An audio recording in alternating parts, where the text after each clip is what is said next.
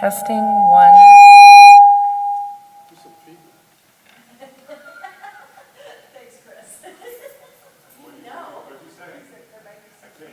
Test.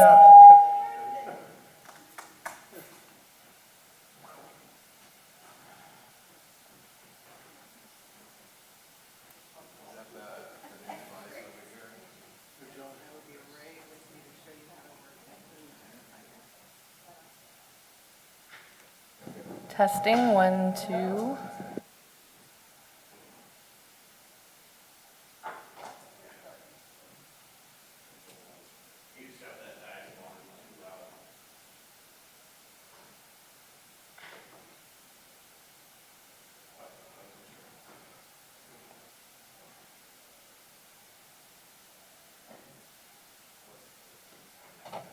Testing one, two, three, four, five.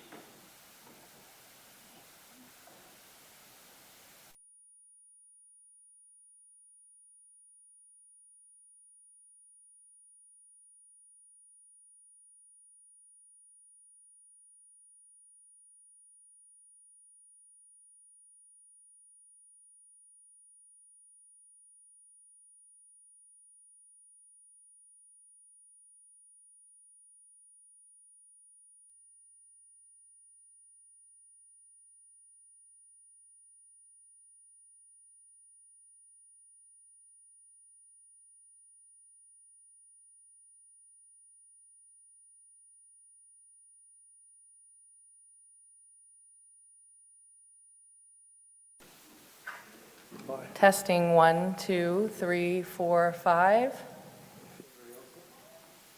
So, Mayor Hammond was trying with the neck loop, and he's saying he's not hearing anything through.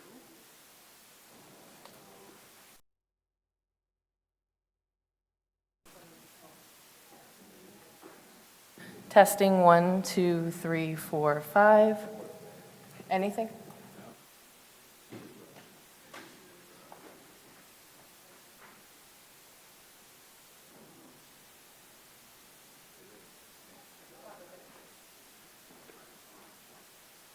Testing one, two, three, four, five.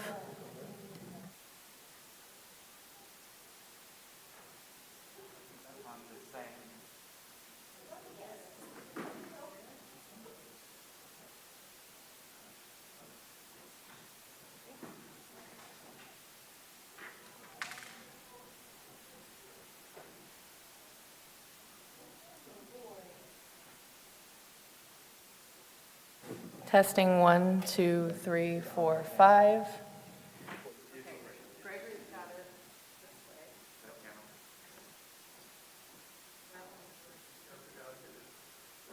Yeah, I wore that last week, one of them was up.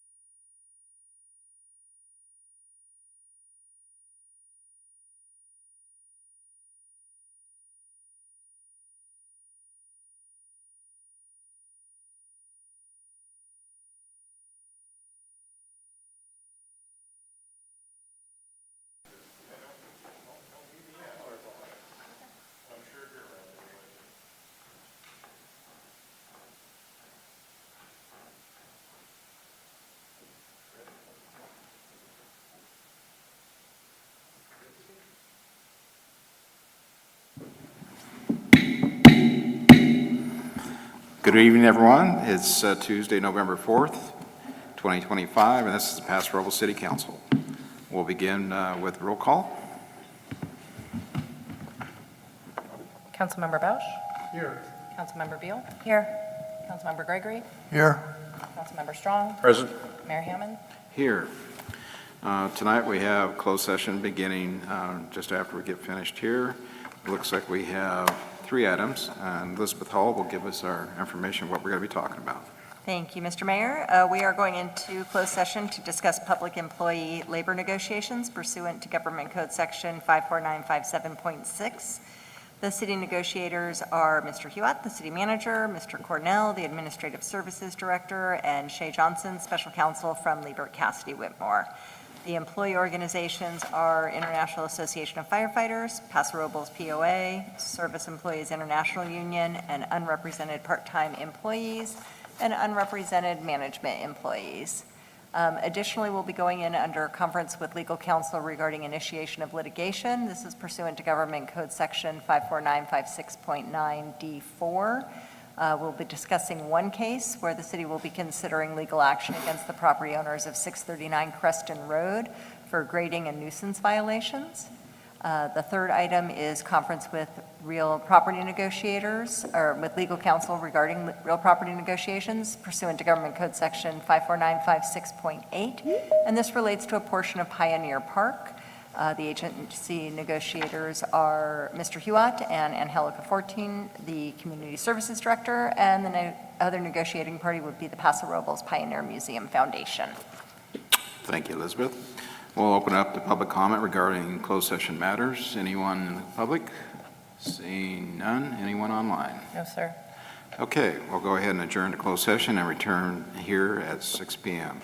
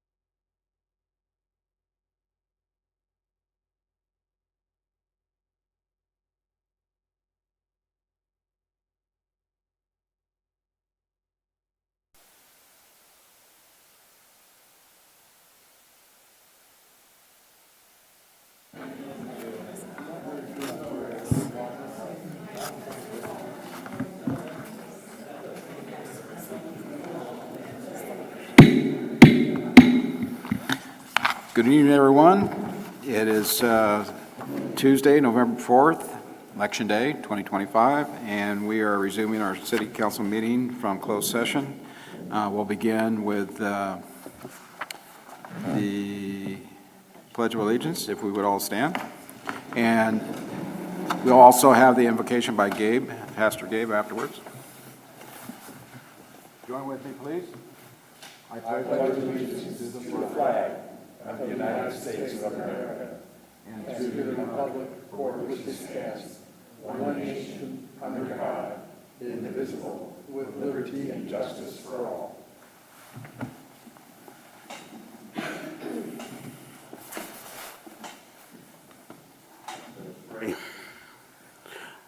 Father God, we thank you that we can be in a community, that we can uphold standards for our country as well as for God. Pray, God, you give these men, these women wisdom, Lord, not from any necessary political standpoint, but may they get the wisdom of Almighty God, because these are our lives, these are our families, these are our homes, these are our cities. God, I pray, God, that you would cause each one of us, Lord, to live in this community, Lord, with hope and dreams and passions. And God, we thank you, Lord God, for all the men and women, Lord God, that live and function in this city, Lord God. We pray, Lord God, over our vineyards, Lord. We pray over our businesses, Lord God. I pray, God, nothing but prosperity, body, mind, soul, and spirit over this community, Lord God. Give us a heart to want you to be center and foremost in our lives. We give you this opportunity. We thank you for this opportunity. In Jesus' name, amen. Amen. Thank you, Pastor Gabe from the Revival Center. Madam Clerk, will you call the roll call? Councilmember Vouch. Present. Councilmember Beal. Present. Councilmember Gregory. Here. Councilmember Strong. Present. Mayor Hammond. Here. We have staff introductions beginning on my right. Melissa Martin, City Clerk, joined by Mary Sponholtz, Deputy City Clerk. Warren Frace, Community Development Director.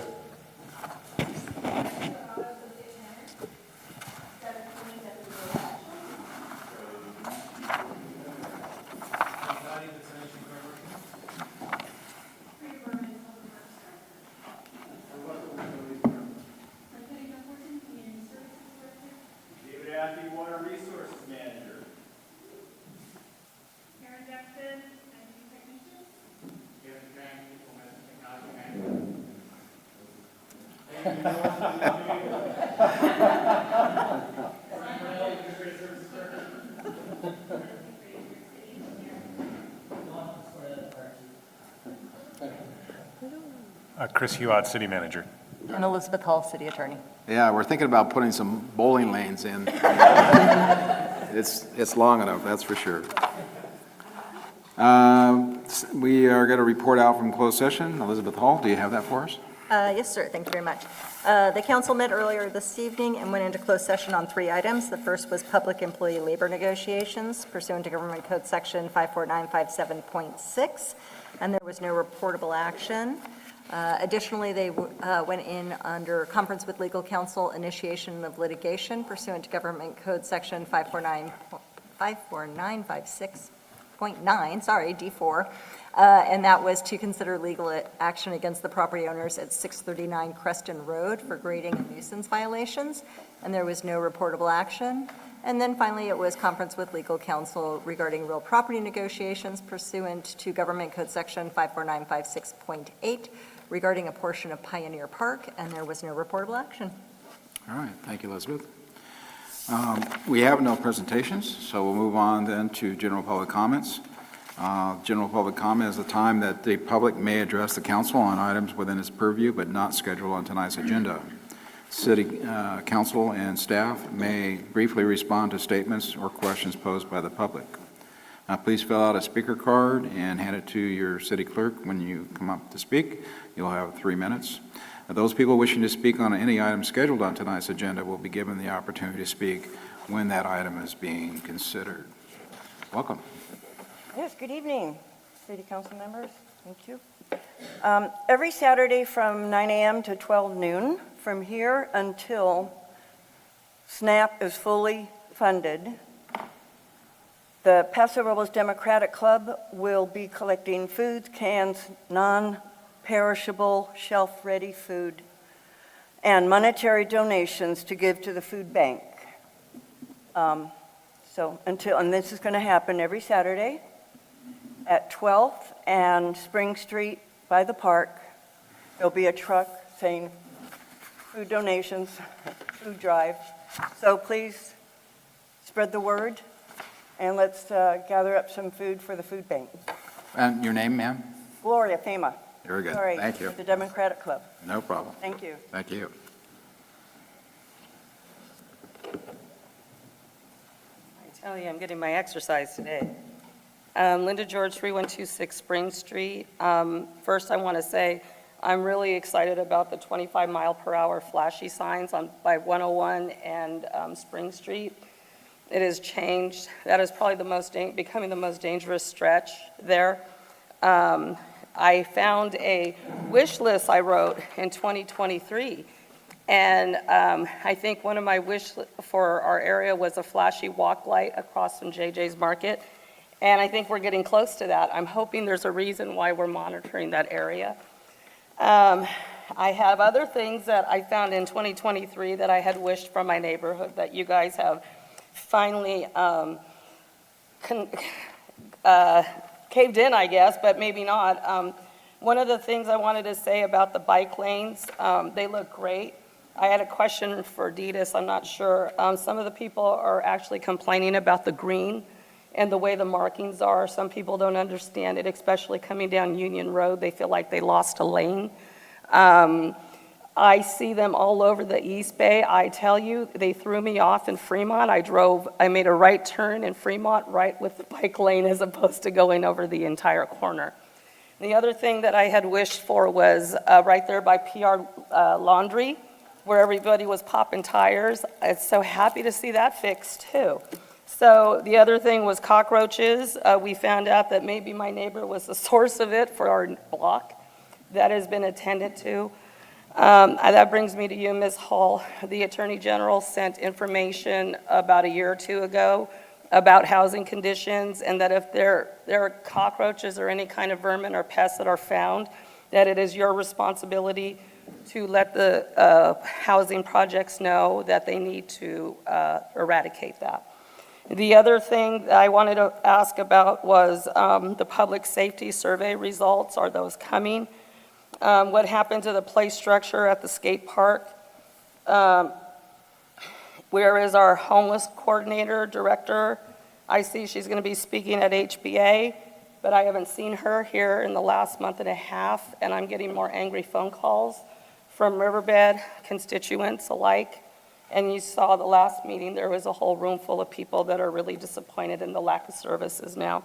So I'm really excited. I hope someone can explain those green, especially on Union Road. That neighborhood of District 1 feels like they've lost a lane on that particular road driving down. But I'm very excited about some of the things that I had hoped for in 2023 that are coming true. Food truck row, all the things. And even though I am probably an annoying gadfly, I still want to thank everybody for working with me, because you don't have to. Thank you. Yeah, Warren, question on that. I know that originally when we first started painting bike lanes, we went with red, and then shortly after that, I think the state code changed it to green, which is what we are doing now currently on our roads. Yeah, the uniform standard is for green for bikeways, and the question about the bikeway changes on Union Road, there was originally 2 through lanes on basically southbound Union, South River Road. One of those lanes was dropped. It wasn't dropped to accommodate the bike lane. The bike lane was already there previously. What the purpose of that lane drop was to protect that free right turn onto the 13th Street Bridge. The majority of traffic coming down Union Road is making the right turn. When there was 2 lanes there, a queue of 4 cars in that lane would block the right turn lane and actually created more congestion. So it looks like we got rid of a lane for a bike lane, but that's not true. We got rid of a lane to protect the right turn move. Thank you. Anyone else on public comment? Anyone online? No, sir. Okay. We'll move on then to item N, agendas to be deferred. Mr. Hott, do we have anything? Mayor, no items for deferral this evening. Great, thank you. Move on to N, and you have the overview of the items on consent. I think we have 1 through 9 tonight. Yes, Mayor. So 9 items on the consent calendar this evening. The first is the approval of your minutes from the October 21st City Council meeting. Second item is the approval of the minutes from your October 22nd Special City Council meeting. Item number 3 is the receipt of the advisory body minutes for the Parks and Recreation Advisory Committee meeting on September 8th of this year. And then the second one is the Senior Citizens Advisory Committee meeting from the 8th of September as well. Item number 4 is the approval of the 2026 City Council meeting schedule. Just a quick note, there were, I think, fewer overall conflicts that we saw on the proposed calendar for next year. Again, most of your meetings are proposed to be on the first and third Tuesdays. I think the one exception, and Melissa will correct me if I'm wrong, is January, where we had some holidays that butted up against both agenda preparation deadlines as well as being, I think one was the day before meetings. So I think we moved that to the second Wednesday, if I'm not mistaken. 14th. The 14th, so we just combined the 2 January meetings into one. We did a similar thing this year, if you recall. The only other thing I would highlight is that we do have a proposed meeting date on election day, more or less a year from now in November. And we've traditionally held short meetings on election night. And so that is proposed again as it is constituted and what's recommended for you this evening. Item number 5 is the receipt of the warrant register. So since your last meeting, the city has made $2.1 million in various payments. Ones that exceed $100,000 or more include a payment to Newton Construction. This is for training tower equipment related to the fire training tower behind Station 3 in the amount of $149,549.33. Second item is Granite Construction Company. That was a payment for the construction contract associated with Creston Road Phase 1 in the amount of $704,728.73. Item number 3 is a pass-through payment to Visit SlowCal for the August 2025 Maintenance or Tourism Improvement District collections in the amount of $131,204.37. And then similarly, the last notable payment is a payment to Travel Paso. And again, this is a pass-through payment for the August 2025 Tourism Improvement District for them in the amount of $174,088.62.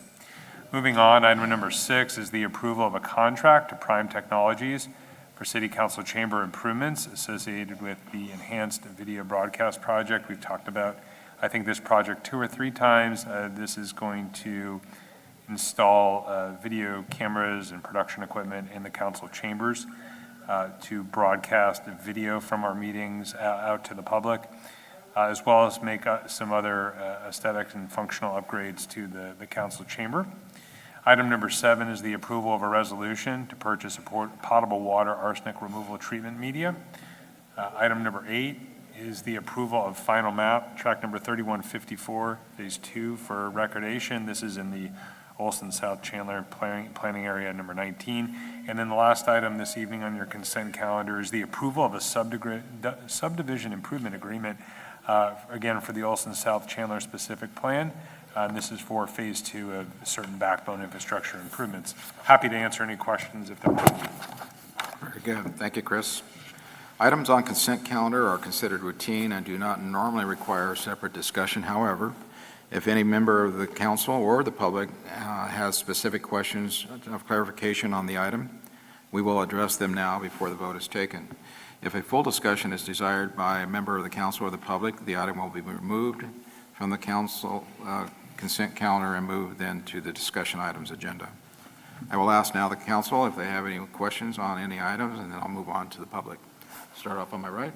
Fred Strong? Yes. My question is, City Manager, when you were talking about item number 4, did you say that meeting has been moved, so it's not going to be on election night now? I'm sorry, Councilmember Strong, no, what I was saying is that as proposed, there is a scheduled regular city council meeting on election night next year, November 3rd. And so we've typically held the last few years, I know on election night, we've had meetings, so staff carried that forward here. I just wanted to highlight it for the council and for the public that is In proposed. that case, I'd like to pull the item. Okay. We'll pull that. That was item 6, I think, wasn't it? Or Item number 4. 4, okay. Any other questions on the right? Anything on the left? Anyone from the public have any questions? Yes, ma'am.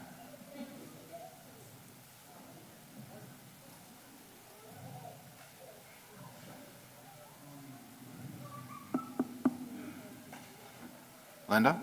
Are you? Oh, you want me to ask now? Yes, if you have a question. The question and comment that I have about number 6 in the video, you guys heard some of it today. One of the reasons why I'm advocating for Zoom participation, because it also allows your out-of-town guest speakers, you can do presentations and things like that throughout the state. I'm a big believer of doing it right the first time. If we can find the funds, that's my go-to. It is how I actually participated and worked for Ken Houston. I watched the city council meetings from my home and was able to text him and do all that stuff and give him the information he needed. I will always say this, we're the second largest city in the county. We got to show up, show off. These are the types of things that I think are awesome to compete and to have the best of. I like the shirt. I sing, so all the equipment is top of the line. I think it's worth it. So if we can do it all at once, I'm all for it. Thank you. Thank you. Anyone else? Okay, we'll bring it back to council. Anyone online? Melissa? No, sir. Okay, we'll bring it back to council for discussion and or action. Items 1 through 9. Mayor Hammond, I'd like to make a motion. Councilman Gregory? We approve items 1 through 3 and 5 through 9. So we have a motion by Gregory, second by Bausch. Discussion. I'll call for the question then, please. Councilmember Gregory? Yes? Aye. Councilmember Bausch? Aye. Councilmember Field? Aye. Councilmember Strong? Aye. Mayor Hammond? Aye. Motion passes unanimously. So we will move item 4 to the discussion items agenda.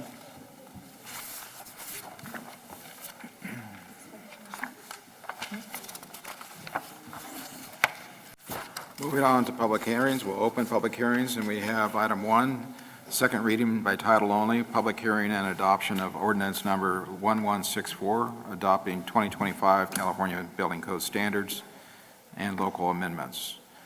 Charlie, do you have that for us?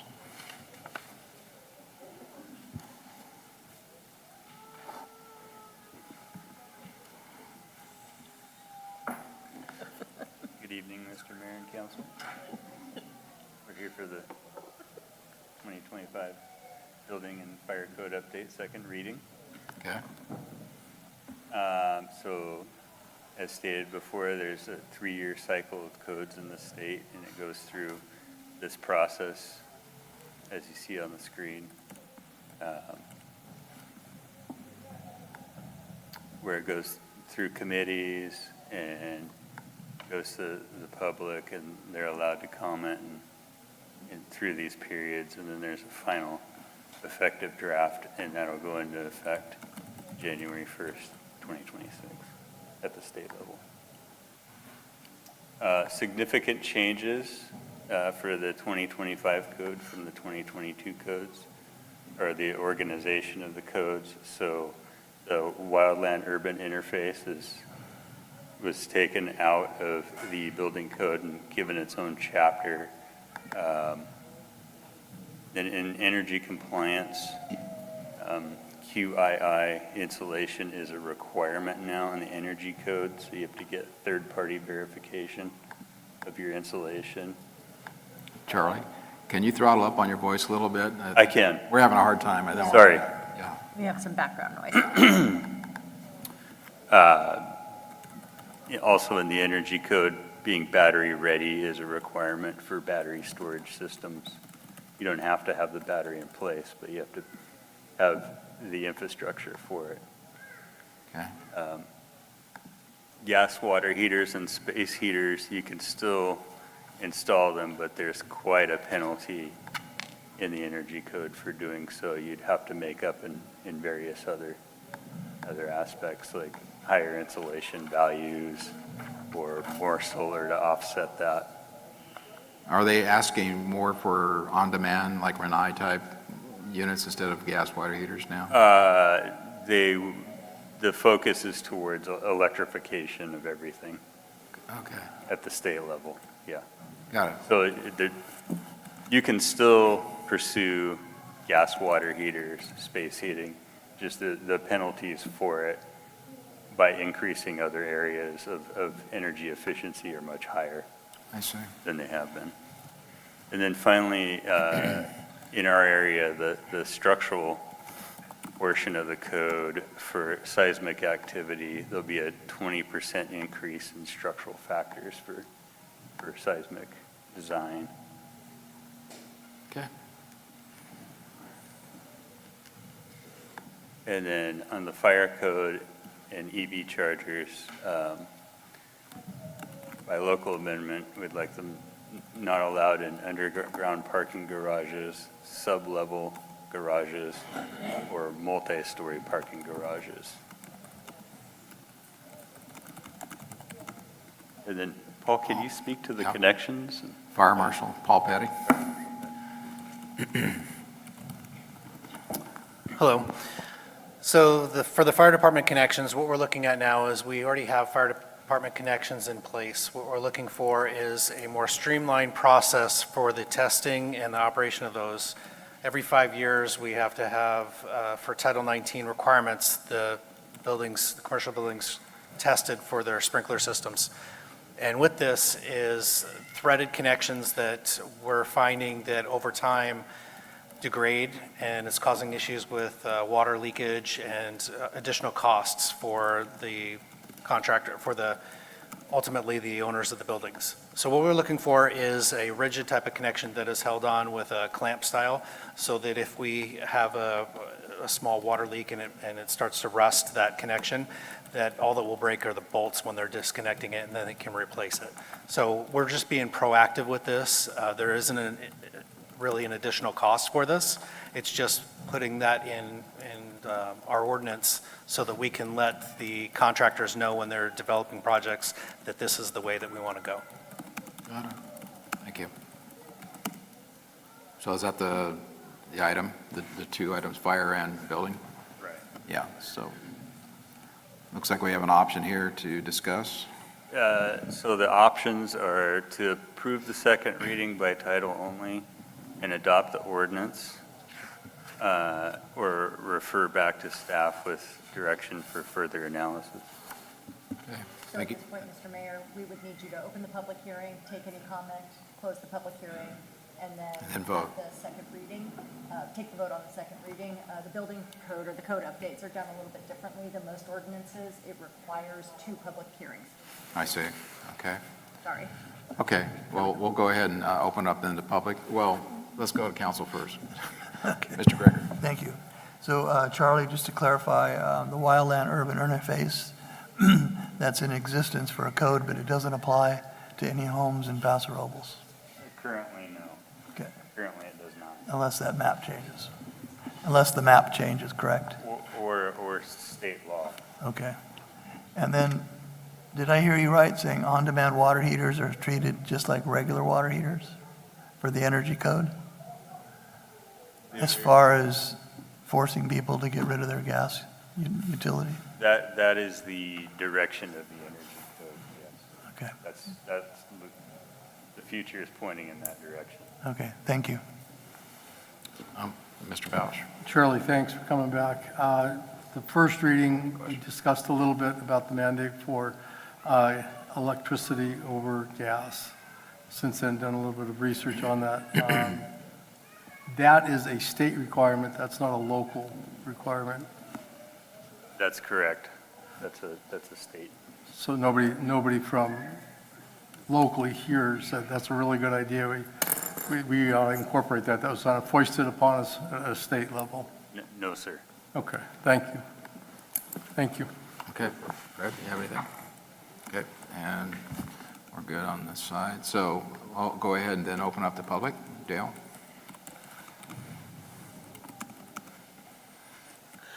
Dale Augustin.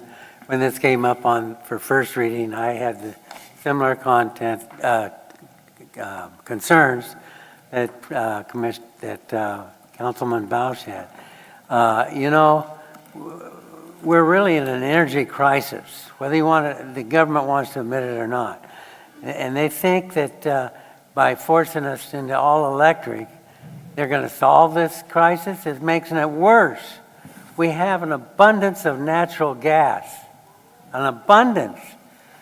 And we're even shipping natural gas to other countries. And you people want to just say, no more natural gas. I disagree. Dale, quick question. Did you get my email this afternoon? What? Get my email to you on another subject? My computer's down. I didn't get any emails. Okay, come here for a second. I'm sorry. Yeah. You can text me. I have my cell phone. I didn't have your phone number. That was the reason. So just It's 239 Dale. Yep. Talk to me afterwards then, please. Okay. Anyone else from the public? Anyone online? No, sir. Okay, we'll go ahead and bring it back, close the public hearing, and we will then read the item. Mayor Hammond, Councilman Gregory. I move we approve the second reading by title only and adopt ordinance 1164, an ordinance of the City of Paso Robles, California, amending Title 17 of the El Paso de Robles Municipal Code to adopt the reference of 2025 edition of, where did it go? It's hiding on me. Right here. I'm not reading all that. I know, just Oh, the building codes. as prepared, as prepared in our agenda. Yep. Okay, so we have a motion by Gregory. We have a second? Second. Okay, motion by Gregory, second by Strong. Discussion? Okay, we'll call for the question. No discussion, John? Yes, I didn't see, I'm sorry. I think the upgrade, the code upgrade is great to a point. And I have a real problem with the mandate of electricity over what I think should be a consumer choice of gas or electric. I'm not really a proponent of either. I don't have anything against gas or electricity, but I don't think we're in a position yet to mandate that. So with all due respect, I hope you understand. Yeah, I'll kind of echo Chris's sentiment too. We live in California, and that's the problem. Direction of California government in Sacramento wants this to happen, and there's not a whole lot local cities can do about it. But there are options, and that's good still. So, our builders do have some things to be able to choose. Okay, well, we're done on this point. We'll go ahead and call for the question. Aye. Councilmember Strong? Aye. Councilmember Bausch? No. Councilmember Beal? Aye. Mayor Hammond? Aye. Motion passes. Okay. We'll go ahead and open then discussion items. The first one up is the reservation of the general plan surplus density units for Ardmore townhouses, a proposed mixed-use commercial overlay, and for a residential development at 2930 Union Road. Darcy, you have that item for us? Yeah, this will be a joint presentation by myself and Darcy Delgado, our city planner. So this is what we call a reservation of general plan surplus density units. This is for a proposed townhouse project on Ardmore Road. Tonight is not an approval of the project. We're not really discussing the pros or cons of the project. We have an application for this project, and it does require some units out of the general plan surplus density pool. So tonight, we just are looking for concurrence from the council that we can reserve those units and then allow the applicant to move forward, knowing that when they come back to the council in the future, those units that they would need from the general plan have been set aside for that project. So that's really the decision tonight. We'll talk about the project a little bit, but that's not the decision. It's really just, are we going to earmark these units so this project application can move through the entitlement process? And it will go to Planning Commission, public hearing, and then ultimately City Council for a public hearing. So with that said, a little bit of background on what are surplus density units, because this is kind of a unique thing to Paso Robles. So this comes from the city's general plan that was adopted in 2003. That was a fairly ambitious general plan at the time. It basically proposed to double the size of the city. A lot of the growth that we're seeing right now with these big specific plans go back to that decision in 2003. So at that point, the council decided that they would adopt the general plan that would allow up to 44,000 people in Paso Robles. It was somewhat of a controversial decision at the time, and because of that, there was a lot of direction from the council and city manager at the time that we needed to be very vigilant about making sure we never exceeded the 44,000 population. So there was a number of processes that were put in place starting in 2003 to track the development and make sure we didn't exceed that. Now, when the general plan was approved, we rezoned a lot of land, including Chandler Ranch, Olson Ranch, and Beechwood, to accommodate a lot of this growth. So a lot of this density that was approved in the general plan was then allocated to those properties. But what that really created was a situation that if you wanted to rezone something somewhere else in town, there wasn't really a way to do it without going over the 44,000 population cap. So that became a problem for the city. So the solution that the council and staff came up with in 2013 was basically to go back and look at the general plan and see if there was actually some additional density that was available that wasn't actually allocated to any properties in town.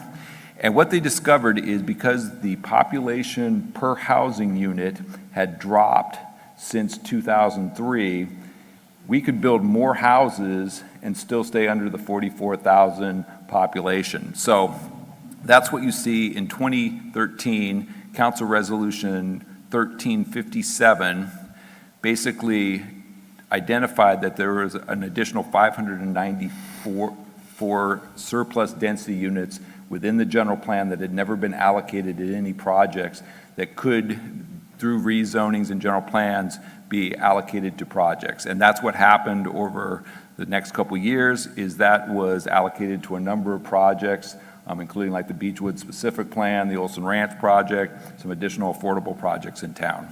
So the reason this is happening is because, as I said, our population per unit is dropping, and it's dropped yet again. Back in 2003, the average persons per household was about 2.7. And you'll recall this town used to have lots of families and lots of kids and whatnot.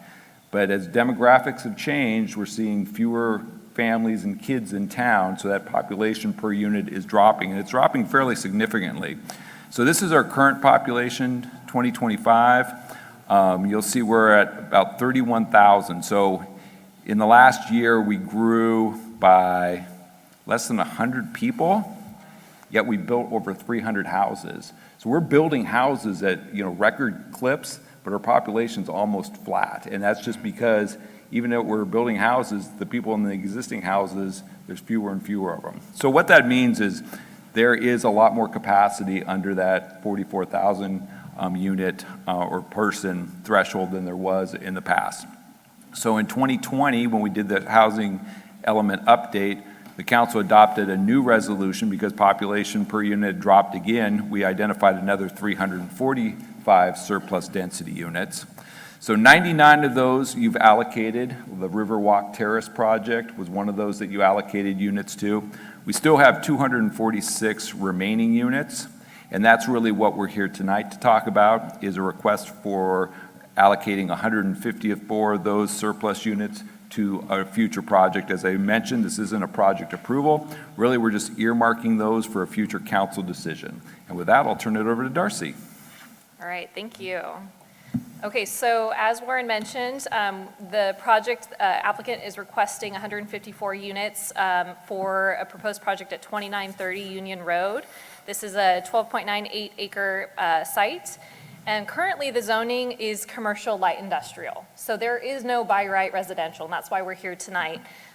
They are proposing as part of their development plan to incorporate a mixed-use overlay, which would allow up to 30 units per acre, so that is the residential component. So if they obtain the mixed-use overlay as part of the request, then they will have the right to develop the residential.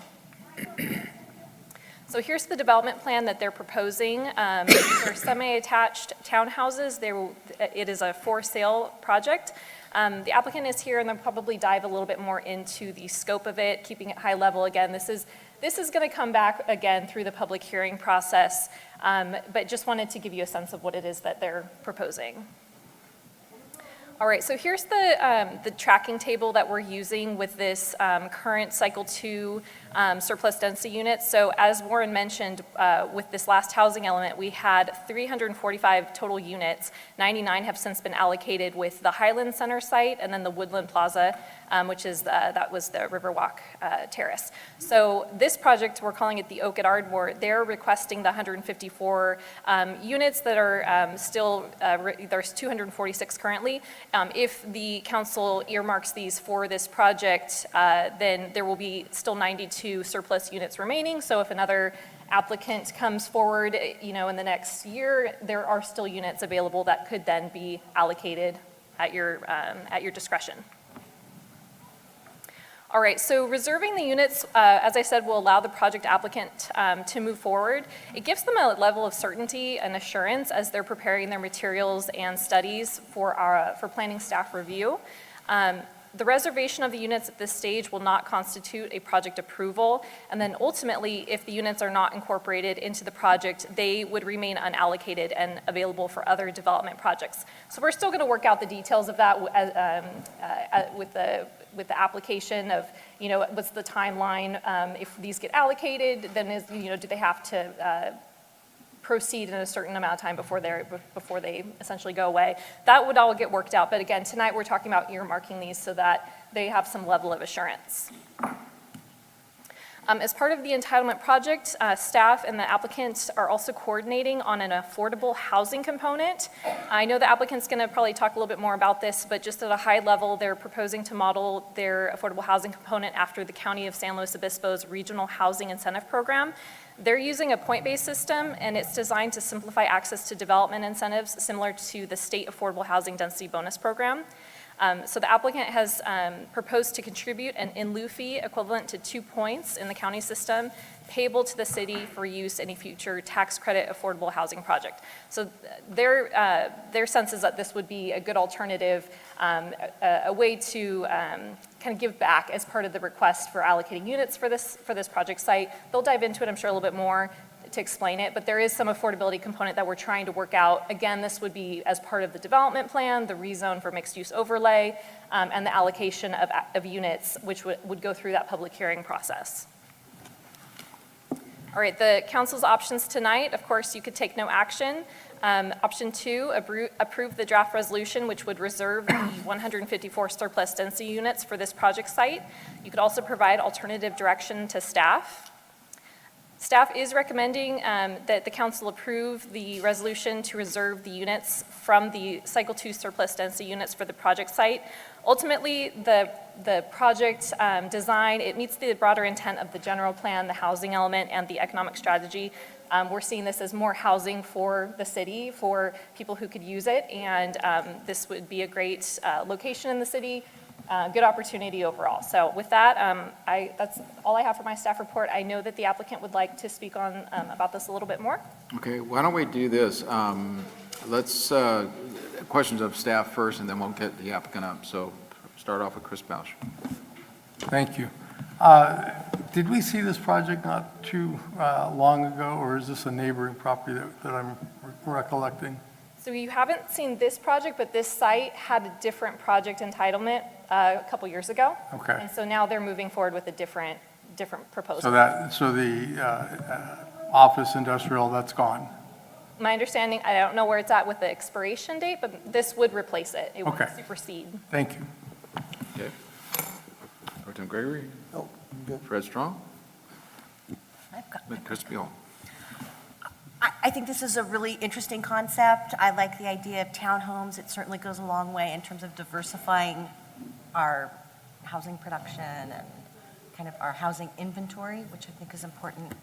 I'm curious, can we go back to the slide with the credits, housing surplus credits, is that right? Yeah, sorry about that.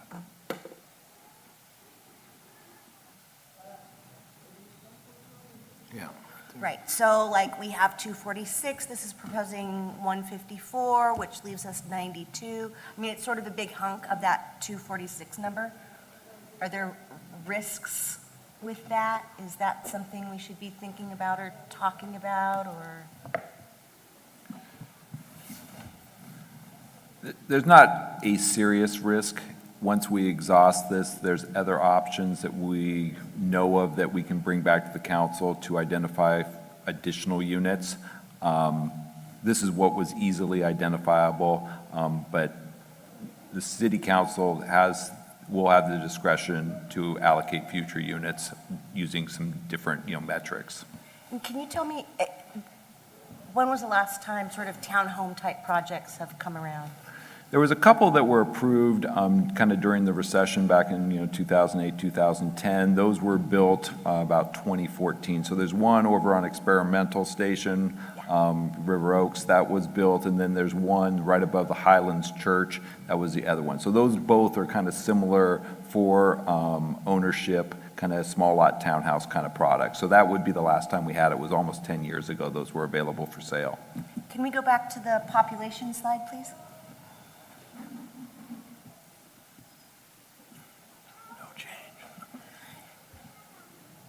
Okay, so where does like the population data come from? Comes from the Department of Finance, so it's a state agency. They track all the populations. These are the official populations that are used for all the, tax allocations. So it's a very reliable number.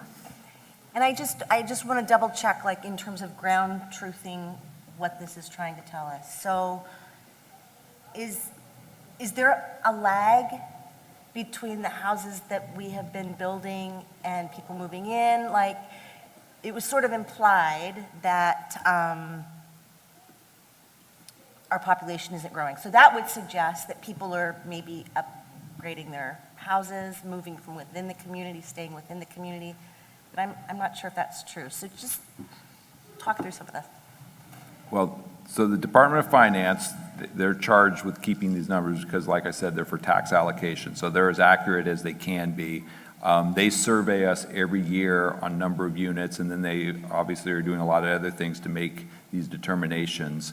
I think what's happening is obviously people are moving into these new units that are being built, but across the town, we're just having fewer people in houses. So kids are moving out at a rate that is basically just keeping pace with these new folks moving in. And that's why, because you can go back at these numbers for the last 5 years or so, and they've basically been flat, regardless of how many units we build. And you look at our neighboring cities, they're building houses as well. Almost all of them have lost population at the same time. So the county's been building a lot of houses, and the population, you can see at the bottom for the county, the balance of the county lost population. So it's a bigger demographic shift that's going on rather than just kind of a housing construction issue. Okay, thank you. Pro Tem Gregory? Warren, just to talk about the same subject on the surplus density. So we've come up with over 900 surplus units over the last few years because of the declining per head count per house being built, correct? That's correct. So as that moves forward, it looks like we're going to have other opportunities to even add more surplus. If I we're believe concerned so. about it, yeah. I think that's something like the Housing Constraints Committee probably will start to look at next year. So there's some comfort there. So, okay, thank you. Councilmember Bausch? Thank you. I thought of two follow-up questions. The first is probably wouldn't amount to a rounding error, but Councilmember Beal's point, we have some data that would lead us to believe that multiple families are moving into some of the newer apartments, for example, doubling, tripling. And I don't have any hard fact data, but would that be caught, reported during the survey? And if so, it probably isn't going to amount to a whole heck of a lot. But just something to think about for the future as we move into capturing the accurate numbers. Yeah, I do think with all population estimates, you do have issues of people kind of being in non-traditional housing locations and whether they're getting counted in these official government numbers. I'm not exactly sure how Department of Finance, accounts for that. It's something we could do a little bit more research on. Thank you. And then back to my original question on the site at Ardmore. Was there an oak tree removal request? And if so, was that oak tree removed? Was it left in place? Where do we stand with that? If I remember correctly, there were oak tree removals involved with the previous project. I don't know that they've been removed, but Warren's saying no, that is a component of this other project that I think there's one tree that the project is designed That's not around. being considered tonight. No, that will be part of the development plan, the rezone, and the official allocation, if the council gives that direction tonight to reserve, that Right. would come forward again. So the oak trees would be discussed at a later date. Thank you.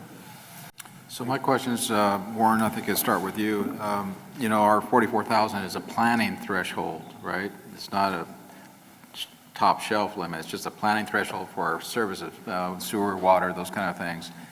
And the delta I see between, our current population and that is about 13,000.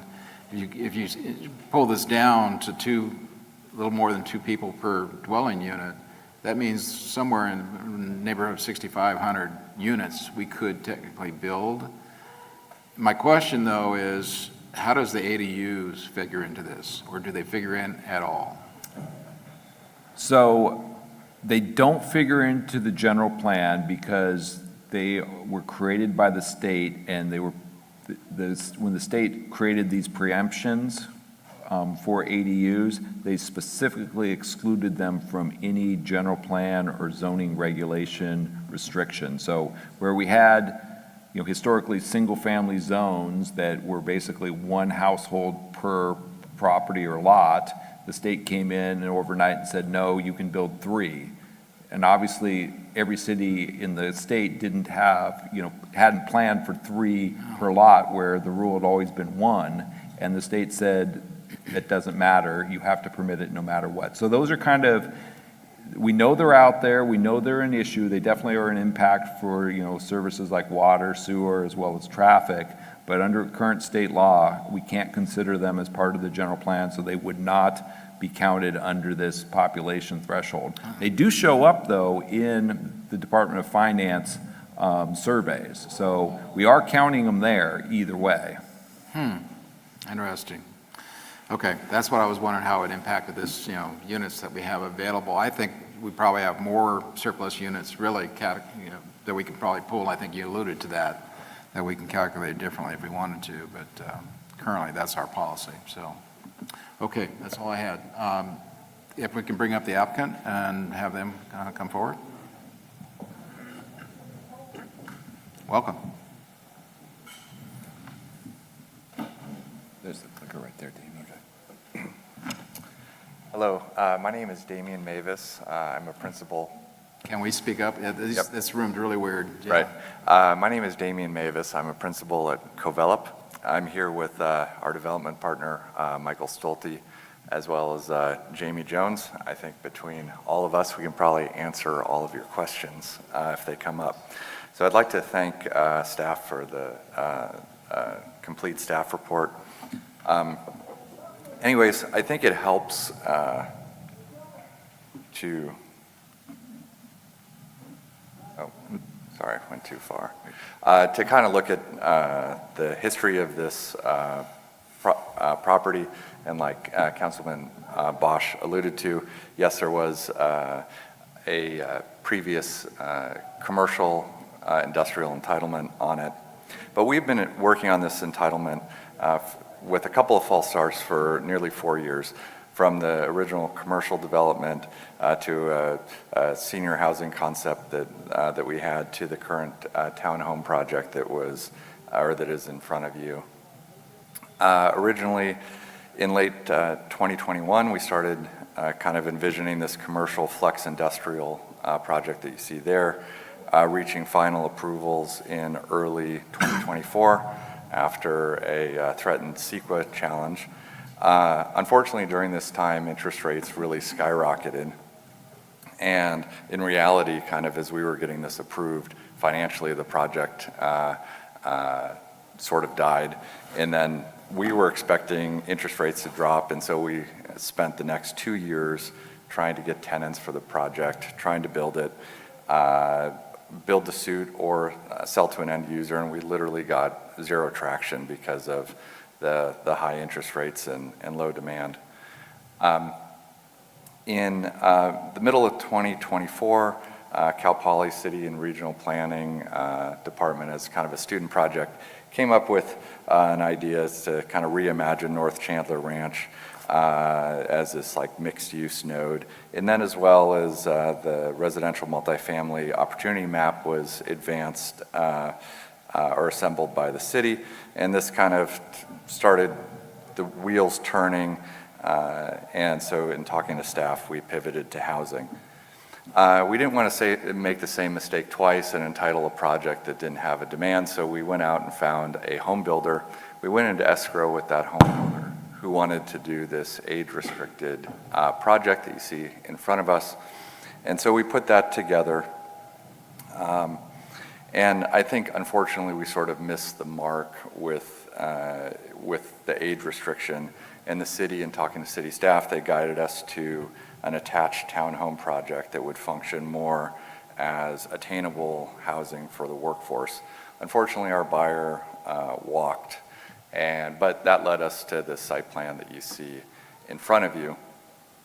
The 154 townhomes, each on their own small lot, a mix of unit sizes and types of units, 3 to 4 bedrooms, typically 1,400 to 1,700 square feet, really geared towards family. The location is a good proximity to goods and services.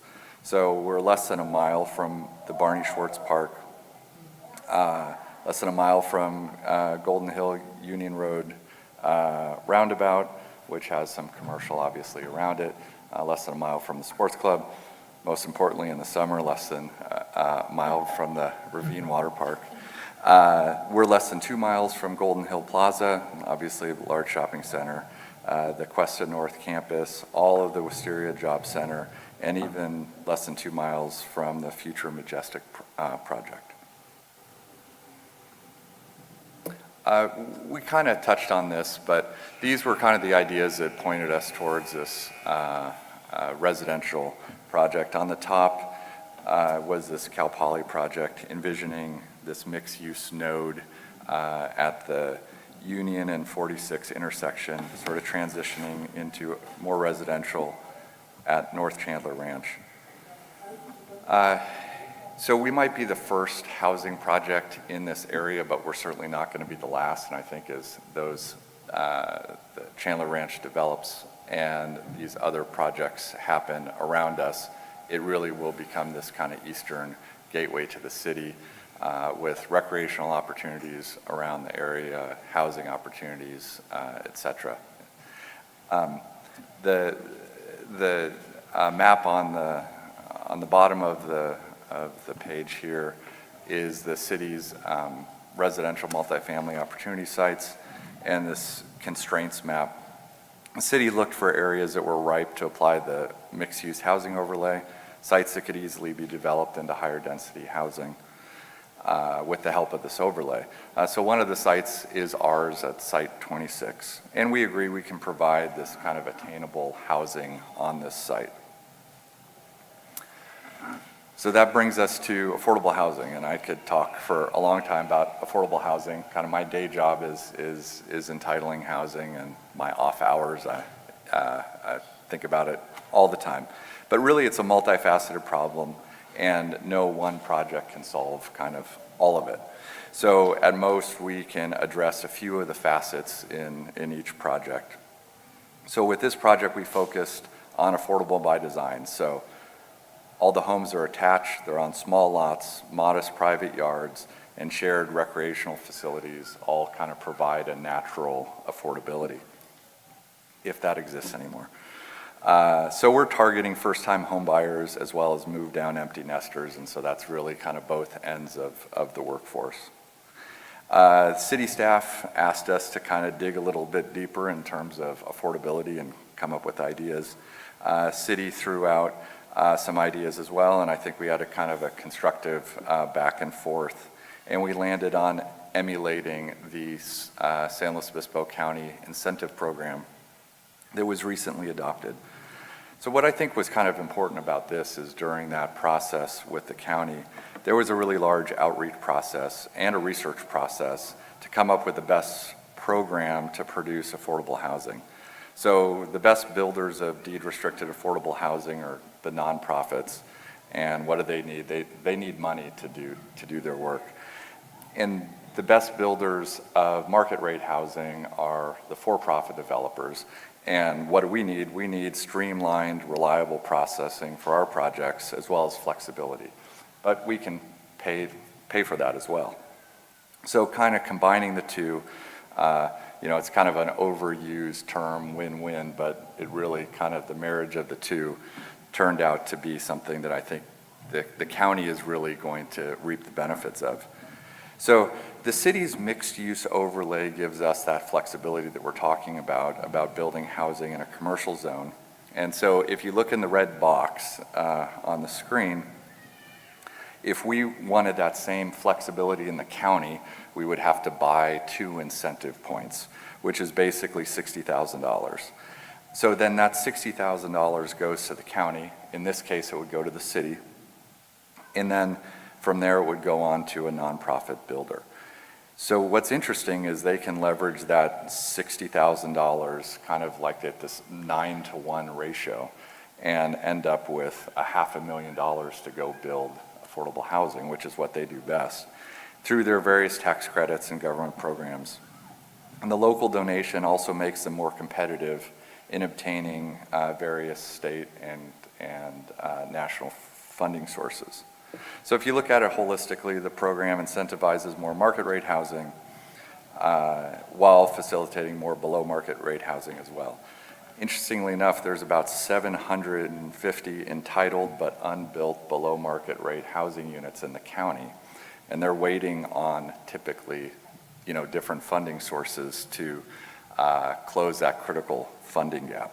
So this program can help, and I think kind of emulating that on this project as a project feature, we can do the same thing between us, the city, and the Paso Housing Authority. I think, we can have sort of a small version of that.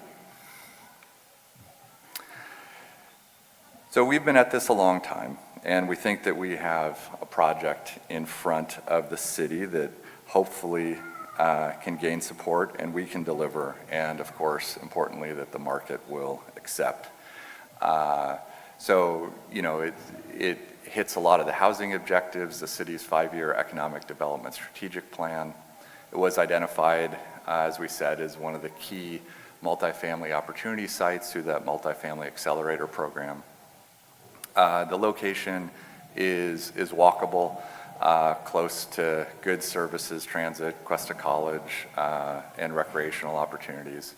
It implements some of the housing element policies, encouraging workforce housing near the Cuesta College campus, which is less than 2 miles away. And then, of course, what we had just talked about, we've offered to contribute funds that are aligned with this county's incentive program to support housing and infrastructure efforts beyond what is required. It also delivers on a big chunk of the city's entitlement goals. So tonight, we're just kind of at the beginning stage of this, and there's the whole CEQA process to come. But we ask you to approve the reservation of surplus density units for this project, and obviously anyone If anyone wants to talk to us about this project, we're always available, whether it's City Council, Planning Commission, city staff, or members of the public. Just let us know. We're always happy to discuss it and answer any questions. Thank you. Okay, we'll go ahead and open up the questions for the applicant, Chris Bausch. Thank you. Great project. I like to see the shift, usually the opposite.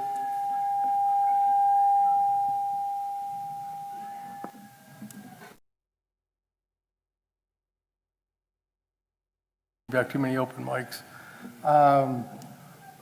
So great transition to housing. Thank you for that, for staying with the project. Looking at the one of the slides, this might be just really premature, but I didn't see any transit stops. Is that something that you'd be amenable to down the road? Correct. There's no transit stops shown. I think we're going through a traffic analysis, but it has. Fine. I probably shouldn't be asking that question hasn't come tonight. up yet. Okay. It hasn't come up. I'm thinking about people going to Cuesta College and trying to cross 46 on foot. That would be just a nightmare. I think that's the only question I have. I like the project, so thank you for bringing it forward for consideration. Thank you.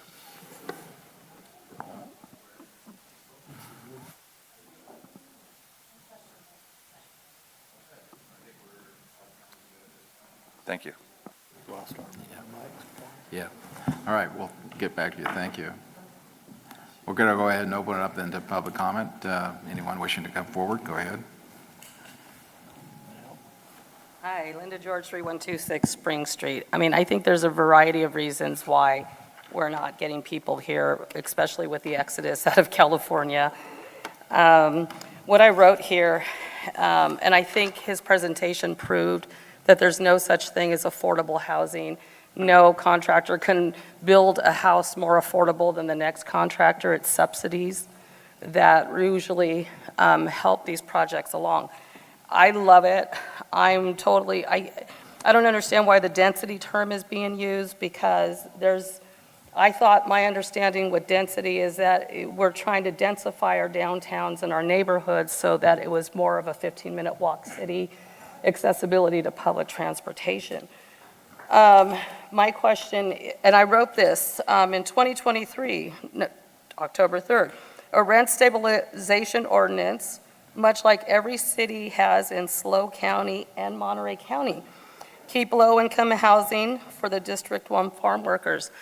I think that that's probably one of the reasons why people leave. There's no rent stabilization here. I'm watching my rent go up $50, $63 every year, and everything they can add in onto it. So I guess my question is why, I'm sure Jamie's shocked I'm not fighting this. I love it. But I think how are we going to be able to track how many will be bought for rentals, short-term rentals? I also think the other reason why people are leaving, because we concentrate on tourism and not family. In order for, my nephew just moved here, my son is living here now. My sister just came for the first time, and her and her husband loved it. They retire in 5 years, and I think the key word is retire.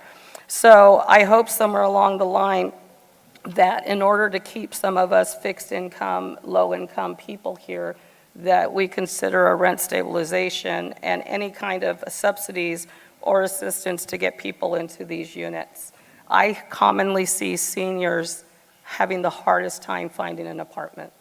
On Facebook, they are constantly saying that I need a new place. So I think it's great. I just don't think I also believe that we should use Union and 46 area to build a new kind of city, Paso Robles downtown, and kind of leave our beautiful downtown alone, because that's, it's possible. We have so much land. I'm just not sure why we're going for the density terminology. Thank you. Thank you. Dale? Dale Gustin. When I came here in '79, we had less than 10,000 people, as you know. But the state mandated a growth for all cities and counties. And so when we started the wine festival in '83 and brought in all the tourists, why, the eventual outcome was all those tourists coming here loved Paso Robles. Now, in '79, I rented a house, and the people lived down in Southern California. And they told me they planned to retire and live in Paso Robles, but they knew if they didn't buy that house then, they would never be able to afford a house in Paso Robles. And that's what we're looking at. Everybody's coming here. The tourists that come here, they love it. And most of the tourists are retired or approaching retirement. So when they come here and they love it, they want to stay. So it isn't any mystery that the school population is going down, that our overall population per dwelling is going down. It's just inevitable because we're such a beautiful place to live. But unfortunately, it's become such that retired people are about the only people that can afford to live here anymore, sad as it is. Thank you. Anyone else? Okay, anyone online? No, sir. Okay, we'll bring it back to council for questions and/or action discussion. I had a couple questions, but you guys want to start first? Go ahead. Steve? I'm prepared to make a motion, but I'll wait for other people. Yeah, let's get the questions. Chris? Yeah, I want to thank everyone for your presentation. I think it was very, very thoughtful. I appreciate that the applicants and staff is really looking at the whole picture in terms of options for us to be developing housing for a different clientele, right? I appreciate my colleagues' comments on transit. I certainly think we should be thinking about transit. I think a lot of people are thinking about it, and that should be kind of top of mind at the front end of these developments. Aside from the project, the conversation around the population and the demographic change, I think is very timely as we're going into some vision setting conversations, as we're looking forward. You know, I grew up here, I moved away, went to college, I didn't go far. I came back, I bought a house here. I could afford it. Like, the North County was affordable. So someone like me could come back to the North County, buy a house, and have a good life, right? And right now, I'm not sure if we're offering that opportunity in the county. And so what we lose on one hand, we think, oh, this is great, the per head, per house number is going down. That buys us all sorts of surplus density units. But the flip side of that is a real change in the makeup of the community. A makeup of the workforce, a makeup of like who we are. And so, you know, I hope we think in these broader strokes as we move forward about the kind of town that we're trying to, that we're handing off, you know, our legacy. So with that, I thought it was a great presentation. Thanks. Anyone on this side? Warren, I had a question. These surplus density units, when we allocate them, is there some sort of provision in there that they either use them or lose them? In other words, if the project does not get built out, is there a method for getting those units back? Yeah, it's included in the resolution that the council reserves the right to basically claw back the units if, you know, the project doesn't make, you know, adequate progress, which would be up to the council to make that determination. But that's in the resolution, just kind of to put everybody on notice that you could come back and rescind that and bring those units back if you determine, you know, the project isn't moving forward. Yeah, we've done that on other ones, and I just want to make sure we're still good on that here. So, okay. All right, looking for a direction? Mayor Hammond, I'd like to make a motion, but first, I'd like to thank the applicant for a very nice presentation, thoughtful, and we need to build more houses. And that's from Mr. Thornburg's mouth himself, and he's speaking again on Friday. Anyway, so I'd like to make a motion that we approve resolution 25XXX, reserving 154 units from the Cycle 2 surplus density units established by the General Plan Amendment 1901 for the Admore Townhouse project. Second. So a motion by Gregory, second by Beal. Discussion? Okay, call for the question. Councilmember Gregory? Aye. Councilmember Beal? Aye. Councilmember Bausch? Aye. Councilmember Strong? Aye. Mayor Hammond? Aye. Motion passes unanimously. Very good. Thank you. Yeah, we have that economic forecast this Friday, and it'd be interesting. For the last 10 years, he's been saying build houses, build houses. Exactly. All right, very good. Now we're on to consent item number 4, which was pulled by Councilman Strong. And who has that presentation on the floor? Mayor, I can take that one. Okay. So as I mentioned earlier, each year the city council approves a calendar for the upcoming year to note when your regular city council meetings will take place. Historically, this body has met on the first and third Tuesday of each month, with some limited exceptions. So the calendar for 2026 is located in your packet this evening. As proposed by staff, we would typically be having you meet on the first and third Tuesday of each month. I talked about a few exceptions earlier, which I'll cover now. The first is in January, because of some holidays and the timing around those holidays, staff felt as though it would be most productive to hold the meeting on Wednesday, January 14th. As we did this year, in January of 2025, we combined meetings and it worked out well. Staff feels like from a workload and item perspective, we can make that meeting manageable and that would work out. I failed to mention earlier that the first meeting in July, we typically cancel that because it is around the July 4th holiday and around vacation times that we typically see both for staff and for the council. So that is proposed as part of what's on your agenda tonight, would be to cancel the July 7th meeting. And then, as I mentioned earlier, November 3rd, we just wanted to highlight that for you. At this point, we're not recommending you cancel that. In the packet that's before you, it is proposed that we have a regular meeting scheduled for Tuesday, November 3rd. We did want to note that that's election night. We typically try to keep that agenda light, but we also know that there may be other interest that evening that you may want to get to, and wanted to highlight that for you. We're not, again, as proposed, it's on there as a regular meeting to be held, but wanted to flag that for you. We did hold a regular city council meeting in 2024. I don't believe Election Day in 2022 fell on one of our council meeting dates, but in 2024 we did hold a short meeting. No conflicts this upcoming year with the League of California Cities or any other sort of major events that we could see. So with that, be happy to answer any questions. We are looking for you all to approve either this calendar that's before you or a modified version, depending on your discussion this evening, so that we can get that on the various calendars and schedules and get ahead of 2026, which is right around the corner. So I know that Labor Day this year fell in right behind one of our meetings. So this year, looks like we're landing before the Labor Day. That September 1st is good because it's a week ahead. So, Fred, you had a comment? Yeah, actually, when we first started doing it in meeting, that was before we complicated it with all these new things that we were doing.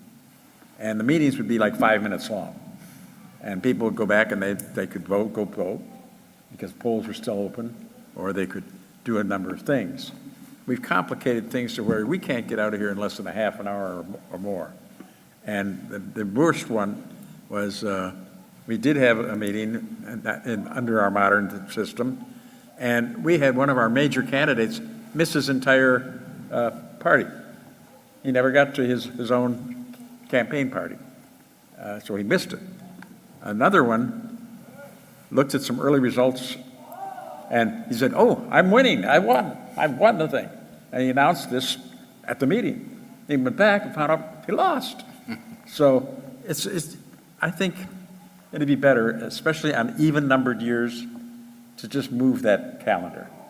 Because that's when we have our elections, and we never know what else is going to be on that ballot. There can be state items on that ballot that concern us. There can be local items on that ballot that can concern us. And we know for sure that we're probably going to have at least one county item that's going to concern us, and that's going to be an additional thing on the sales tax. And there's others. So I would really recommend that, at least for this year, and possibly just for even-numbered years, that we either not have the meeting, we cancel it, or move it to a different date.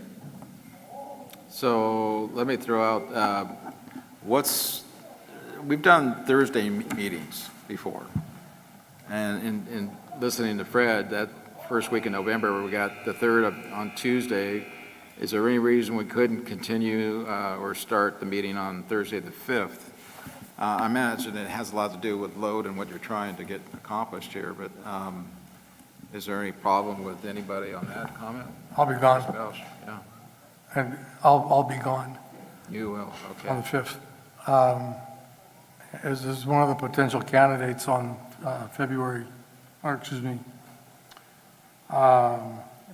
November 3rd, I think, given the propensity for everybody to vote early and have the ballots turned in, we're just relying on staff to keep that meeting brief. I think that's a good reason to keep it brief. I don't see really, Fred, a reason to change. Okay. Pro Tem Gregory? I'm going to agree with Councilman Bausch. I've lived through it enough times, and staff has been really good at making our meetings short. And really on a local election night, nothing comes out till about 10 o'clock anyway.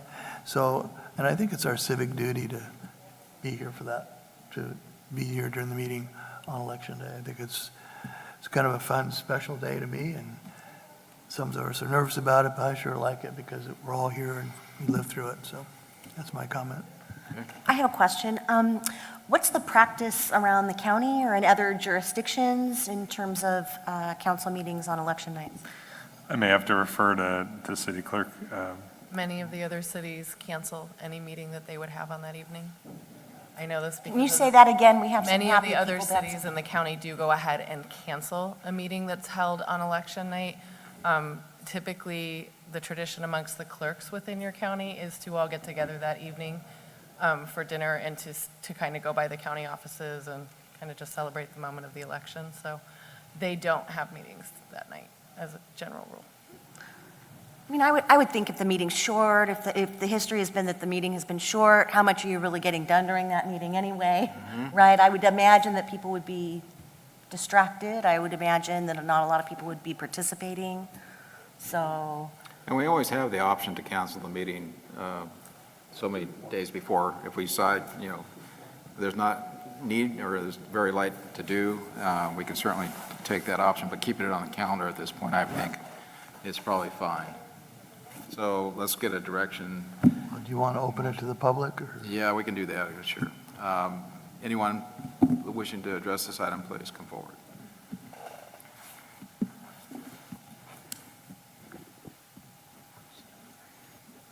I just want to remind Your name? Gloria Fema, Democratic Club, just to remind council that next November is midterms. Big federal elections. FYI. Okay, thank you. Anyone else?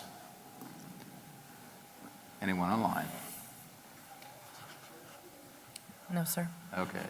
Bring it back to council for direction. Mayor Hammond, I move we approve the city council meeting schedule. I did have one question for July. What's the scheduled date for the July meeting? Mayor Pro Tem, the July schedule would have us meeting one time on the 21st, with the July 7th meeting being canceled. So not the 14th? No, the 14th would be a planning commission meeting. Yeah, so you're saying you have it lit up as being a meeting on the 7th? I know, I think, and again, city clerk can correct me, but I think this shows the typical days of our city council meeting, but I do believe we have proposed to cancel the July 7th meeting, correct? That is correct. And if it was not referenced on the calendar that I gave you, that was my error. The 7th of July should have been shown as a cancel date. So second with a friendly amendment to cancel the meeting on July 7th. Okay. Okay. All right. I'll agree to that. Thank you. All So right, for so- clarity, you're gonna, the motion is, Too many mics on. So we have a motion by Gregory. Are you seconding it, Chris? Okay. With an to amendment. do it as presented, except delete July 7th. I think you're okay. Okay, so we have a motion by Gregory, second by Bausch, with the amendment to eliminate July 7th as a calendar meeting. Any discussion? Okay, we'll call for the question. Councilmember Gregory? Aye. Councilmember Bausch? Aye. Councilmember Beal? Aye. Councilmember Strong? Aye. Mayor Hammond? Aye. Motion passes unanimously. Okay. Move on to our city manager report. Mr. Huat. Yes, thank you, Mayor. 4 items for you this evening. The first, earlier today, our fire department issued a news release announcing the fact that we will be putting in service its new paramedic squad effective Sunday, November 9th. This paramedic squad is funded through Measure J20, made possible through Measure J20. And the community may or may not know that medical emergencies really account for the majority of our fire department calls for service. And so this squad actually helps supplement, response, provide highly trained paramedics and advanced life support capabilities. And what it also does is eliminates the need in a lot of cases to roll a fire apparatus, which is both a resource allocation benefit as well as, frankly, a cost savings to the city because of the wear and tear on those larger vehicles. So that's exciting. Thanks to Chief and his team for moving that forward. Also, thanks to Chief and his team for working with the League of California Cities. I think last week, the League published an article in its Western Cities magazine and online highlighting our goat grazing program. And that publication goes far and wide, both in the state and outside the state. So Paso Robles was front and center, highlighting this very unique and innovative program that's reduced fires in our riverbed. Second floor of City Hall, the City Hall on the second floor at that 1000 Spring Street. That remodel and modernization project is underway, so you'll not find any staff up on the second floor right now. We're kind of scattered about with the exception of all of our front-facing permitting services and utility billing, which is located in the council chambers right now. So we're playing a little bit of musical chairs, but trying to keep our services as accessible as possible for the public. And then also some good news last week. We did receive word that the city is on track to receive nearly $17 million in federal funding to construct a new bridge over 24th Street over the railroad track. I want to give a special thanks to Frida Merman and Ditas Esperanza. This has been years in the making, and although we don't have the funds in hand quite yet, it's probably as close as we're going to get right now. And that's really good news because this is really what we've been working towards is bringing that money to Paso Robles. And with that, I think that concludes. Oh, I did want to mention, I know we had a public speaker asking about a homelessness update, and I do believe that's on your next agenda. You receive a quarterly update from our homeless services manager, and that'll be on your next agenda. Very good. Thank you, Chris. Moving on then to council business and committee reports. I'd like to start with Chris Beal. Thank you, Mr. Mayor. I want to thank staff, Warren and Darren and Chris, Public Safety for our site visit up in the Uptown neighborhood. It was so helpful to hear from business owners and then to see firsthand what's going on with parking, speeding. Again, thanks to the chief for, I don't know what you call them, the blinking speed trailers up in the neighborhood. It's really welcome. Let's see, I had my pizza with Chris last week. It was really nice. We had a lot of people there. Mr. Gustin was there. I appreciated there were people there that I knew. There were people there that I didn't know. And it's just a really good reminder to get outside of our circles to learn things that we wouldn't normally learn. I worked with some constituents on concerns with homelessness. I had several meetings on the light ordinance. Thank you, staff, for helping out with that. I also attended the Apprenticeship Awards. Really interesting, there's about a dozen people in the current class. It was put on by the Central Coast Trades Association. There were a couple of Paso Robles High School grads that were first-year apprentices, and they were very excited about that, you know, that this opportunity was leading to head of household jobs. And I certainly think we need to be thinking about that, and that a lot of the construction jobs are head of household jobs, and how important it is to be to be investing in those locally so that we have the dollars coming into our own economy and our own community. So that's it. Thank you for letting me be of service. Thank you, Chris. Councilman Bausch. Thank you. I seem to have misplaced my notes, so the only thing I can recall at this point, the Paso Robles groundwater area water basin meeting. Very interesting, lots of discussion happening back and forth. Interesting to watch that process go forward.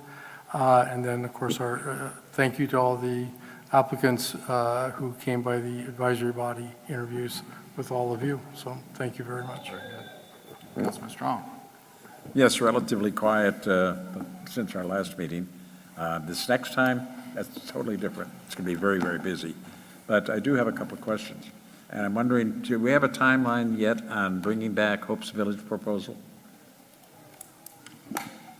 I believe the direction I got last meeting was for staff to meet with the Hopes Village team. Staff did meet with their team today to better understand what they're proposing, and staff was then going to be discussing that internally for any follow-up or any feedback that we were then going to provide to the Hopes Village team. So that's the direction I have. If there was further direction to agendize an item, I would look to the council to make that request. Otherwise, I was planning to follow up with you all to summarize what staff's communication and review of the proposal was. I would just expect that you will report out once you've spoken with them, Chris. That's what I'm looking for, so. And my next question then is, I received a letter from one of our constituents, and evidently a lot of our other cities are very concerned now because they were approached by an organization that protects animals, and they say that a lot of pets are being killed by the county homeless or the county shelter for animals in 3 days. And that's barely, you know, their owners are still looking for the pets, expecting them to come back, or having even totally thought they were lost. And so they finally realize it is, and they report it, oh, your animal's already been put to death. Well, that's horrible. And some of the, Morro Bay has already done it, and I think Rover Beach or one of the others down south have written letters asking the county to reconsider and extend that time for at least 7 days. So give the owner at least 7 days to report their missing dog and come and pick up their pet. And I'm going to request that maybe we consider sending that letter. If we have to agendize that item, that's fine. If it can be done just by an executive decision, but I think it should be a city letter. Maybe we could reach out to Dr. Eric Anderson and ask him what his policy is and report back to us. I can bring that information back. I'll also reach out to my colleagues in Grover and in Morro Bay to see what they've done. Yeah. Okay, thank you. Pro Tem Gregory. Yes. So I attended the Airport Commission on the last meeting, and 3 of our commissioners are retiring this year that have been there for 9 years. And so it was really a nice meeting, thanking everybody, especially Eric and Mark Dart and Connie Gaspar. Gaspar, yep. And so we have a new wave of commissioners coming. That'll be nice. I was also, I had the opportunity to go out and check out the open house for the master plan of the airport, and saw a lot of interesting ideas and potential future for the airport, and that was very exciting. Had breakfast with Supervisor Pajong and Ms. Mayor Hammond also, and that was really nice. It was a great Halloween night. I was too afraid to go downtown. But we went the next day, and Augie found every piece of candy in the park. But it was good. We helped clean it up. Then I'd like to say thank you to our staff, as always, for a great job we all do. Please keep up the good work. It's really nice to live in a city that the staff feels like they're part of our family. I also like to do a shout out to Ava Hotel for opening yet another new restaurant at Emory. Had the pleasure of eating there to see what it's like, and recommend everybody give it a try. It's a little bit different. It's Middle Eastern food, but I like that kind of food. But it's nice to see them opening and getting lots of people coming in. I do have a couple of recommendations or suggestions. The first one would be, what does everybody think of term limits on the council? Are they interested in bringing that back for discussion? Yes, absolutely. I could do that, yeah. There's three or, Yeah, there's probably a big forum to talk about that. okay. And it won't be retroactive, this discussion. So, okay. So can we bring that back for a discussion? Just to see what it looks like? The other thing, I'm not sure, there's kind of two things that involves the same company, but I met with my constituents for my coffee and had lots of really interesting and good ideas. One of the things that came up, and I've heard it for years now, is the bike lanes don't seem to be swept often enough. So I wanted to find out from city manager or whoever, maybe we could talk to our street sweeper or put the funding in to keep those swept. So is that a possibility to bring that back? Yes, Mayor Pro Tem, what we can do is reach out to Paso Robles Waste, who does street sweeping. And I can reach out to you if there are specific areas or just a general comment. We can work with them on reviewing that. I'd like to start there, and then if there's any supplements or anything we need to do further, we can bring back any sort of discussion item on that. That includes the new east side development, by the way. They're already needing treatment. So. And I think I'll just leave it at that. Oh, no, one more suggestion.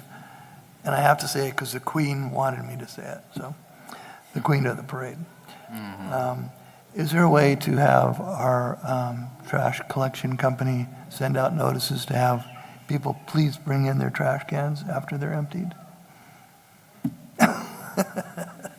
Sometimes they sit out there for weeks at a time or days at a time. And we can definitely brainstorm with them when we also bring up the street sweeping item to see if there's anything else we can do. Adding fuel to the fire. Sorry. Yeah. And then one more thing. We're having a party here next Wednesday, the 12th. There will be tacos, enchiladas, all kinds of really good food with all our food purveyors and hot dogs. Anyway, just kidding. We're talking with our ad hoc. Steve's buying. Yeah. And I'd like to also mention again that I actually got a drawing of a food truck court from a guy named Brett Butterfield, which I'll forward to you, Warren. But I think it would be a really interesting idea to get that at the same time we get our rules and set for that. So, thank you. Okay, thank you, Steve. For myself, I had started off with the Paso Robles Area Groundwater Authority meeting, and we're still going through the system. One good thing about Paso is that we are funded, through our water rates to supply funding for our GSA, as opposed to the others are not really funded at all. So we're moving forward. We're going to, continue on with getting a plan to move ahead to support the authority or not. We're good till the end of next June fiscal year. So IWMA was also in there, and we also have a integrated waste management summit actually this Thursday morning at the Lake Pavilion in Atascadero. I think it starts at 8 and goes to noon, and it's all about recycling and all about what we put into landfills, so that'd be interesting to attend. Also, our airport master plan, worked on that with our airport staff. getting through that. That's a main component for our application toward FAA spaceport license. Also did the Halloween downtown. Chief Nord, I think you guys had most kids around your unit and a lot of candy going out by your staff. That was really good, and they were really blowing that horn a lot too. So that was fun. This Friday we have the economic forecast. It's going to be interesting. One thing I want to throw out to the council is that I'd like to see if maybe we could think about maybe a city flag. As far as I know, I don't think we have an official city flag for Paso Robles. And I think it's a project that we can kind of get together and propose and see what we want to do with it. I think it'd be interesting to come up with some concepts. You know, the one that most easily, of course, is our seal, which is beautiful, and you know, we can certainly do something like that. But anyway, it's an item that I'd like to try to bring forward. You got, yeah, talk I think about everybody's that. done good on that one. Yeah, My only recommendation is, let's have some artists involved, yeah, that's what I'm saying. You don't want to get, not metal artists. yeah, I would say we can let it out to all kinds of kids for thoughts and bring it forward. That'd be fun to kind of do in this next few months. So that's all I had at this point. Upcoming events, we have the Paso Robles Youth Commission Advisory Committee meeting November 5th at 5 o'clock in this room. The Paso Robles Senior Citizens Advisory Committee meeting November 10th, 1:30, and that's at the Senior Center. The Development Review Committee, November 10th, 3:30 in this room. Paso Robles Park and Recreation Advisory Committee meeting, November 10th, 4 p.m. And that is usually over in the other rooms, I think, across the way at Centennial here. City offices will be closed in observance of Veterans Day, November 11th coming up.